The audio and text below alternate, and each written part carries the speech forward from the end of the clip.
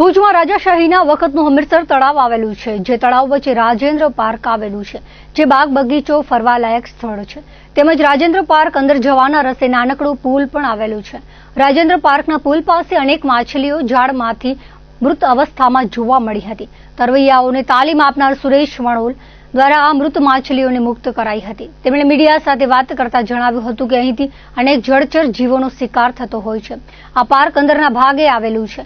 તેમજ અહીં કોઈ સિક્યુરિટી ગાર્ડની વ્યવસ્થા ન હોવાને કારણે શિકારી પ્રવૃત્તિ કરતા લોકોને મોકળું મેદાન મળી જાય છે અને આવા તત્વો મોડી સાંજે દારૂ અને માછલીઓની જાહેરમાં મેજબાની માણતા હોય છે.